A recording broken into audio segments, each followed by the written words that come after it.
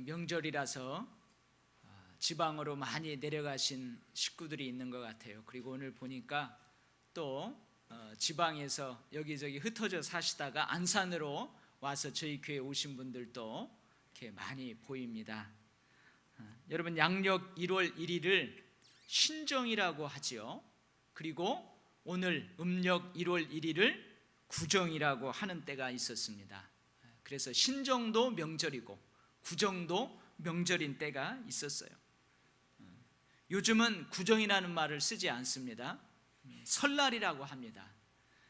아직도 음력 1월 1일을 구정이라고 하는 분들은 신세대가 아니고 구세대랍니다. 달력이 참 귀했던 시절이 있었습니다. 부모님들의 귀하게 여기는 달력이 있어요. 달력의 그림이 아무리 멋지고 큰 글씨로 만들어졌어도 이것이 빠지면은 거들떠보지도 않아요. 이것이 뭘까요? 음력 표시예요. 음력 표시. 그래서 어머님들, 아버님 이렇게 보면은 그림이 없어도 좋아요. 그림이 멋이 없어도 좋아요. 음력 표시만 큼지막하게 되면은 그 달력을 벽에다 딱 붙여놓고 그랬던 기억이 납니다. 그리고 어릴 적에 이해하지 못하는 한 가지가 있었는데요. 이제 해가 바뀌었잖아요. 2010 이전에서 2013년도로 해가 바뀌면 제가 나이를 한 살 더 먹어야 되는데 부모님들은 아직 한 살 더 안 먹었다는 거예요. 구정을 명절로 지냈던 저희 고향에서는 해가 바뀌어도 나이 한 살 더 먹지 않았어요. 부모님이 뭐라고 하냐면 너 아직 한 살 먹은 거 아니다. 구정에 반드시 이것을 먹어야 너 나이 한 살 더 먹는 거다. 이게 뭐예요? 떡국. 그래서 그때는 정말로 떡국 한 그릇에 한 살씩 더 먹는 줄 알고 명절 때 나이를 빨리 먹으려고 떡국을 여러 그릇 먹었던 그런 기억이 납니다. 여러분, 떡국 드셨어요 오늘? 떡국 드셔야 한 살씩 더 먹는 것입니다. 추억이죠. 나이 먹는 게 즐거운 사람들이 있습니다. 나이 들어가는 것이 즐거운 사람들이 있어요. 누구냐면 어린아이들, 중고등부 학생들이에요. 이 아이들 그러잖아요. 엄마 아빠는 좋겠다. 어른이 돼가지고 공부도 안 하고 쓰고 싶은 거 다 쓰고 하고 싶은 거 마음대로 하고 나도 빨리 엄마 아빠처럼 어른이 되었으면 좋겠다. 나이 먹는 것을 아주 즐거워해요. 근데 청년들은 어떨까요? 청년 시절에는요 나이 신경 안 써요. 나이 상관 안 합니다. 그냥 마냥 청춘인 줄 알거든요. 근데 이제 결혼하고 중년이 싹 넘어서면은요 나이 먹는 것이 매우 안타까워요. 나이 먹는 것이 매우 안타까워요. 누가 좀 어떻게 나이가 좀 얼굴이 좀 상했어? 그러면은요 그게 빈말일지라도 마음이 이제 무너지는 것 같은 그런 때가 있어요. 여러분, 노년이 되면 정말로 세월이 날아갑니다. 노년이 되면은요 1년 1년이 이제 날아가는 거예요. 여러분은 어떻습니까? 나이 먹는 것이 즐겁습니까? 아니면 나이 먹는 것이 매우 안타깝습니까? 제가 이 설교를 준비하면서 우리 교인들 가운데는 누가 가장 어르신인가? 여러분 다 아시죠? 조병희 권사님이 86세로 가장 어르신입니다. 아마 조병희 권사님께서는 오늘 설교 제목처럼 세월이 날아가는 듯 빠르게 느껴지지 않을까 한번 생각을 해봅니다. 어느 시인 목사님이 시를 썼어요. 의미도 있고 또 좀 웃음도 나오고 하는 시인데 한번 잘 들어보십시오. 제목, 당신 나이가 몇 살입니까? 10대입니까? 포기하지 마십시오. 방금 출발했기에 넘어짐도 경험입니다. 20대입니까? 부족하거든 수정하십시오. 얼굴이든 마음이든 약간으로 자신 있게. 30대입니까? 생명 다함으로 찾으십시오. 직장과 동반자를 죽어도 후회되지 않을. 40대입니까? 바꾸지 마십시오. 뿌리 깊은 나무 열매 열릴 때이기에. 50대입니까? 건강을 챙기십시오. 병마도 얕보고 예고 없이 쳐들어오니까. 60대입니까? 다투지 마십시오. 아이를 보는 앞에서 나이값 할 때이기에. 70대입니까? 내려놓으십시오. 가벼울수록 떠나는 길 뒤돌아볼 일이 없을 테니. 80대입니까? 나는 할 말 없습니다. 살아보지도 못한 내가 감히 어찌하라 하겠습니까? 주제 넘고 건방지게. 아마 이 시를 쓰신 분이 아직 80대가 안 되신 모양이에요. 여러분 한번 생각해 보십시오. 우리 인간은 몇 살까지 살 수 있을까요? 그리고 몇 살까지 살았어야 원 없이 살았다고 평안하게 눈을 감을까요? 오늘 본문은 모세의 기도로 알려져 있습니다. 근데 오늘 본문에 보면은 뭐라고 그래요? 우리의 연수가 70이요 강건하면 80이라도 그 연수의 자랑은 수고와 슬픔뿐이요 신속기간이 우리가 날아가나이다. 이렇게. 모세가 몇 살에 죽은 줄 아세요? 120살을 살고 죽었어요. 그러니까 오늘 7, 80에 비하면 몇 년을 더 사는 거예요? 4, 50년을 더 살았습니다. 첫사람 아담은 몇 살 살았을까요? 930살을 살고 죽었어요. 성경에 보면은 가장 오래 사는 사람이 무두셀라라는 사람이 있어요. 이 사람은 몇 살 살았느냐? 969세를 살다가 죽었습니다. 방주를 지은 노아 할아버지는 몇 살까지 살았을까요? 950살까지 살다 죽었습니다. 아브라함은 175세, 아브라함의 아들 이삭은 180세, 이삭의 아들 야곱은 130세, 요셉은 110년을 살고 죽었습니다. 이렇게 여러분 어때요? 점점 인간의 수명이 줄어들어요. 그런데요, 요즘 들어서 이 줄어들던 사람의 평균 수명이 점점 늘어가고 있답니다. 세계보건기구가 2007년에 통계를 발표했어요. 우리 한국인의 평균 수명은 78.5세랍니다. 예전보다 엄청 높아졌어요. 194개국 중에서 26위를 차지했대요. 그러니까 우리나라도 어떻게 보면 좀 장수하는 나라예요. 남자가 더 오래 살까요? 여자가 더 오래 살까요? 여자가 더 오래 산답니다. 그래서 남자는 75세, 여성은 82세가 평균 그 연령으로 나왔대요. 우리하고 같은 핏줄인 저 북한 주민들은 평균 연령이 얼마나 될 것 같아요? 66.5세랍니다. 그러면은 194개 이 세계의 많은 나라들 중에서 가장 장수 국가가 어디냐? 일본이래요. 일본은 평균 연령이 82.5세랍니다. 그래서 남자는 79세, 여자는 86세까지 산대요. 그러면은 194개 중에서 가장 단명하는 국가, 수명이 짧은 국가는 어디냐면 한번 가보고 싶어요. 스와질랜드라는 나라가 있대요. 거기는 평균 수명이 37.5세랍니다. 그러니까 우리 여기 있는 분들은 대부분 장수하는 거예요. 그 나라에 가면. 근데 한 가지 공통점이 있어요. 평균 수명이 길든 짧든 공통점이 한 가지 있는데 그게 뭐냐? 결국 모두 다 죽는다는 거예요. 모두 다 죽는다는 거예요. 참 재미있는 통계 자료도 있습니다.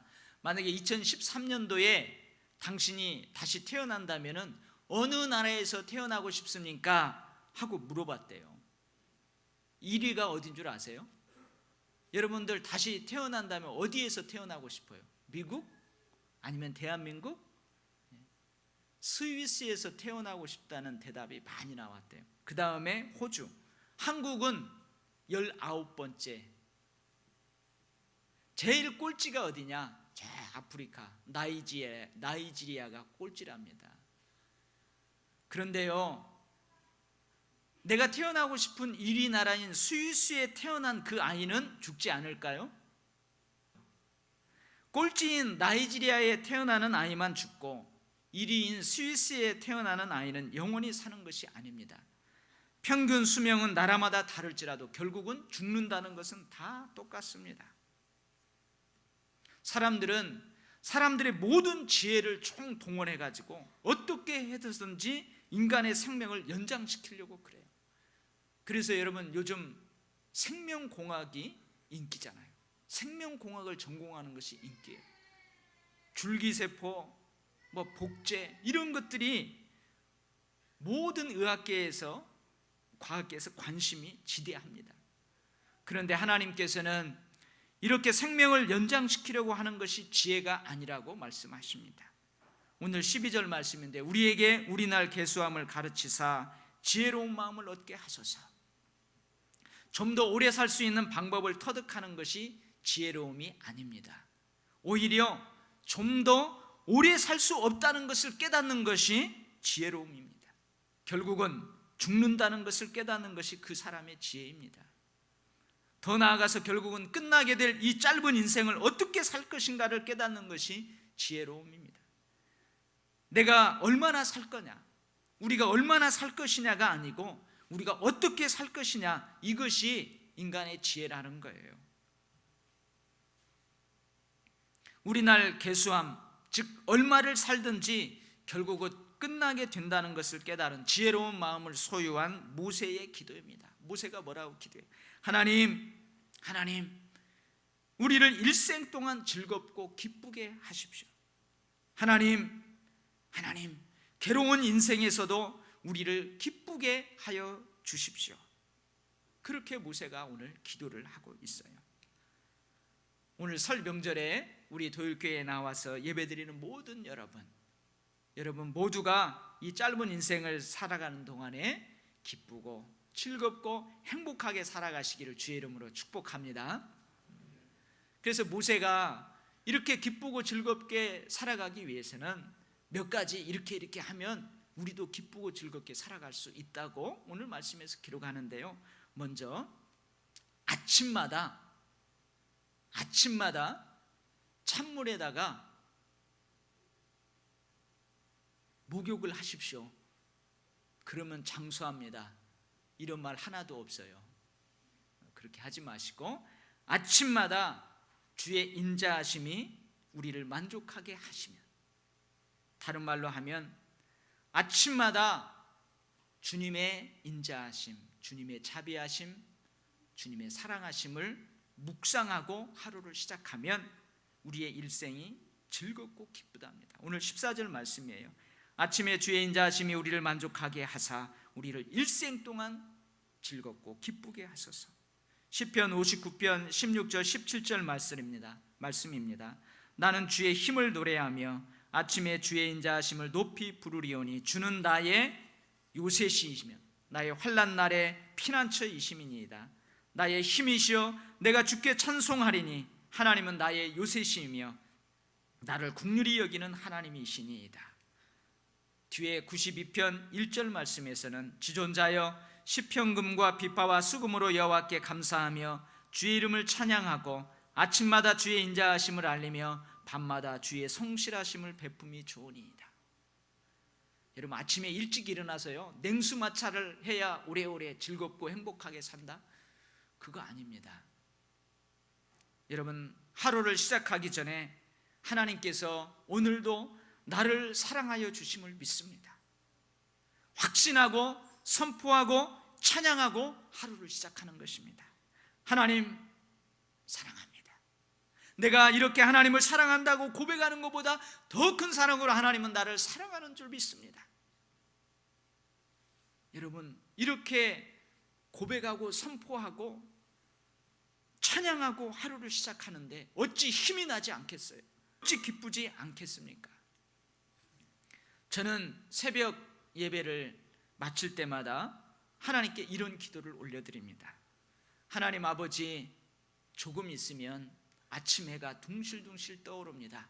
그러면 우리 도율교회 모든 성도들이 학교로, 직장으로, 일터로 분주하게 달려갈 텐데 하나님 오늘도 변함없는 사랑으로 한결같은 섬세한 돌보심으로 우리 도율교회 성도들과 함께 하셔서 위급한 일 없게 하시고 오늘 하루 땀 흘리는 수고의 열매를 풍성히 거두게 하여 주옵소서. 아멘.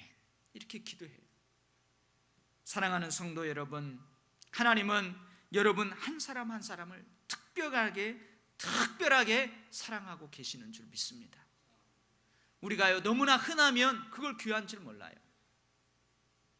하나님 우리를 사랑한다 하니까 우리가 그냥 너무 자연스럽게 생각하고 가끔 그걸 망각하며 인식하지 못하며 살아가는 때가 있습니다. 그런데요, 아침마다 일터로 나가기 전에 이 하나님의 사랑을 확신하시고 선포하시고 찬양하십시오. 그러면 날아가듯 빠르게 지나가는 하루하루가 즐겁고 기쁠 것이 분명합니다. 여러분 이런 축복을 평생 누리시기를 간절하게 바랍니다. 두 번째는요, 하루 일을 이루시는 하나님으로 인해 만족해 하시기 바랍니다. 하루 일을 이루어 주시는 그 하나님으로 인하여 만족하시기 바랍니다. 때로는요 하루 종일 땀 흘리는 수고가 있습니다. 때로는 그 일하는 가운데에서 슬픔이 있습니다. 기쁨이 있습니다. 때로는 괴로움이 있습니다. 모세는 고백합니다. 이러한 모든 일들은 주의 종들에게 주님께서 행하신 일들입니다. 그러니 주님은 우리가 괴로워한 만큼, 화를 당한 만큼 우리에게 기쁨과 즐거움의 일들로 갚아주실 것을 믿습니다. 이 모세가 고백하는 거예요. 여러분들도 잘 아는 것처럼 사도 바울처럼 하나님을 그렇게 뜨겁게 사랑했던 사람이 어디 있어요? 사도 바울처럼 주님이 주신 사명에 충성한 사람이 어디 있어요? 아마 드물 것입니다. 근데요, 그럼에도 불구하고 또한 사도 바울처럼 고난과 핍박을 그렇게 많이 당한 사람이 또 어디 있어요? 아마 사도 바울처럼 주님을 뜨겁게 사랑하고 주님이 맡겨준 사명을 충성했던 그런 삶을 살면서도 그렇게 많은 고난을 당한 사람은 드물 것입니다. 그런데 사도 바울이 그러한 어려움 가운데에서 하는 고백입니다. 내가 궁핍함으로 말하는 것이 아니라 어떠한 형편에든지 내가 자족하기를 배웠노니 내가 비천에 처할 줄도 알고 풍부에 처할 줄도 알아 모든 일에 배부르며 배고픔과 풍부와 궁핍에도 일체의 비결을 배워노라. 하나님이 비천에 처하게 하시면 그냥 거기에 감사하는 거예요. 풍부에 처하게 하시면 그것도 인정하고 감사하는 거예요. 배부름, 배고픔, 풍부, 궁핍 다 하나님이 하루에 이루시는 일입니다 하고 그 하나님으로 인하여 만족하는 거예요. 사도 바울은 디모데에게 말합니다. 그러나 자족하는 마음이 있으면 경건에 큰 이익이 되느니라. 우리가 세상에 아무것도 가지고 온 것이 없음에 또한 아무것도 가지고 가지 못하리니 우리가 먹을 것과 입을 것이 있은즉 족한 줄로 알 것이니라. 부하려 하는 자들은 시험과 올무와 여러 가지 어리석고 해로운 욕심에 떨어지나니 곧 사람으로 파멸과 멸망에 빠지게 하는 것이라. 자족하는 마음으로 범사에 하나님을 인정해 보십시오.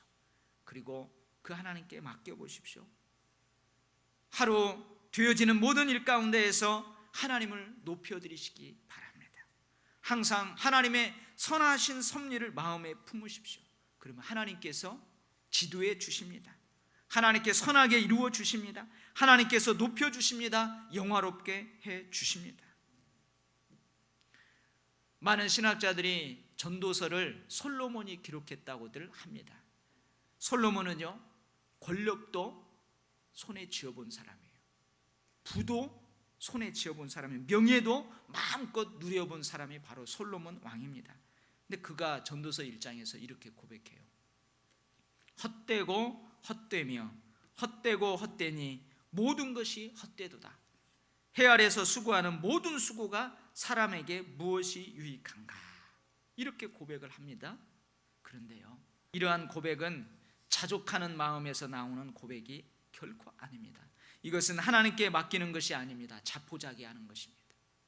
이렇게 살아가는 인생은 결코 잘 살아가는 인생이 아닙니다. 그런데요, 이렇게 고백하며 시작하는 전도서는요 마지막에 이렇게 마치고 있습니다. 이래 결국을 다 들었으니 하나님을 경외하고 그의 명령들을 지킬지어다. 이것이 모든 사람의 본분이니라. 무슨 말이에요? 하나님으로 만족함이 없으면 권력도 부도 명예도 모두 헛된 것이라는 말입니다. 하나님으로 만족함이 없으면 아무리 많은 그 풍부함도, 아무리 하늘을 나는 새를 떨어뜨릴 수 있는 권력도 명예도 만족하지 못한다는 말입니다. 여러분, 하루하루 빠르게 지나가는 그 삶의 여정 가운데에서 어떤 일이 벌어지든지 그 일을 주관하시는 하나님으로 인하여 만족해 하시기 바랍니다. 그러면 여러분에게서 기쁨과 즐거움이 떠나가지 않을 줄 믿습니다. 세 번째는요, 자손들에게 간증을 남겨주시기를 바랍니다. 빠르게 살아온 삶에서 나와 함께 하셨던 하나님의 영광을 간증으로 자녀들에게 남겨주시기 바랍니다. 평생 이룬 일들, 남겨두고 가야 될 수고의 열매들은 하나님의 은총이었다고 여러분 간증하시기를 바랍니다. 자손들에게 손으로 행한 일들, 손으로 이룬 수고의 열매만을 남겨두고 가지 마시기 바랍니다. 가끔 장례식에 가면요, 어떤 장례식은 그 유족들의 얼굴이요, 슬픔이 있으면서도 얼굴이 쫙 펴 있어요. 그리고 형제들이 얼마나 우애하고 얼마나 형제들이 서로 위로하고 격려하는지 모릅니다. 근데 어느 장례식에 가면요, 왠지 그 유족들 가운데 팽팽한 긴장감이 느껴져요. 물론 장례식장마다 다 슬픔이 있지만 그 남겨진 자녀들 얼굴에 이게 뭔가 이렇게 느껴지는 평안함이 없어요. 무슨 차이일까요? 평생 이룬 일들, 남겨둬야 될 수고의 열매만을 남겨두고 가는 그 장례식과 그것들을 이루신 하나님의 영광을, 하나님의 은혜를, 하나님의 은총을 남겨두고 가는 장례식, 그 차이입니다. 여러분, 보이지 않게 함께 하셨던 하나님의 손을 내가 그렇게 꼭 잡고 살아왔듯이 자손들에게 마지막으로 가시면서 그 하나님의 손을 자손들의 손에 꼭 쥐어주고 가셔야만 합니다. 그래서요, 우리가 이 땅에서 삶을 다 살고 천국에서 만약에 우리가 사는 그 후손들을 내려다볼 때에 그 후손들이 역시 내가 살았던 것처럼 그 보이지 않는 하나님의 손을 꼭 쥐고 하나님으로 만족해하며 아침마다 그 하나님의 사랑을 고백하고 선포하고 찬양하며 그렇게 즐겁고 기쁘게 살아간 것은 내가 볼 수 있다면, 여러분, 천국에서, 물론 천국에서는 다 기쁘고 즐겁지만 얼마나 기쁘고 즐겁겠어요. 이 땅에서 뿐만 아니고 천국에서도 영원한 기쁨과 즐거움과 행복으로 살아갈 줄 믿습니다. 제가 이 설교를 준비하면서요, 갑자기 복음성가 한 곡이 떠올랐어요. 여러분들을 잘 아는 찬양인데요, 날마다 숨쉬는 순간마다 내 앞에 어려운 일 보내 주님 앞에 이 몸을 맡길 때 슬픔 없네, 두려움 없네. 주님의 그 자비로운 손길 항상 좋은 것 주시도다. 사랑스레 아픔과 기쁨을, 수고와 평안을. 날마다 주님 내 곁에 계셔 자비로 날 감싸 주시네. 주님 앞에 이 몸을 맡길 때 힘 주시네, 위로함 주네. 어린 나를 품에 안으시사 항상 평안함 주시도다. 내가 살아 숨을 쉬는 동안 살피신다 약속하셨네. 인생의 어려운 순간마다 주의 약속 생각해보네. 내 마음속에 믿음 잃지 않고 말씀 속에 위로를 얻네. 주님의 도우심 바라보며 모든 어려움 이기도다. 흘러가는 순간순간마다 주님 약속 새겨봅니다. 오늘 우리 도율교회 이 거룩한 성전에 나와서 하나님 앞에 예배하는 모든 사랑하는 성도들, 앞으로 살아갈 날들, 지난 살아온 날들이 행복했어요? 기뻤어요? 그렇다면 앞으로 살아가는 남은 인생의 여정 가운데는 더 기쁘고 즐겁고 행복한 그런 나날이 계속 지속되기를 주의 이름으로 간절하게 축원합니다. 아멘. 기도하겠습니다. 하나님 아버지, 감사합니다. 늘 주님께서 힘주시고 늘 주님께서 붙잡아 주시고 아침마다 늘 새로운 마음, 새로운 사랑으로 우리를 덧입혀 주셨기에 지금 우리가 여기 이렇게 서 있습니다. 하나님 감사합니다. 하나님, 아침에 일어나서 이 하루를 어떻게 살아가나, 아이고 이 하기 싫은 일들 어떻게 하나, 이런 마음이 아니고 하나님, 이 일을 주셔서 감사합니다. 오늘 하루를 주셔서 감사합니다. 이 일을 행하는 저에게 능력을 주시고 하나님께서 한없는 사랑으로 덧입혀 주실 줄 믿습니다. 그렇게 고백하고 선포하고 찬양하며 매일매일 하나님을 인정하며 기쁘고 즐겁고 행복한 삶을 그렇게 늘 살아갈 수 있도록 여기 머리 숙인 주의 사랑하는 백성들 모두를 그렇게 축복하여 주옵소서. 예수님의 이름으로 기도하옵나이다. 아멘.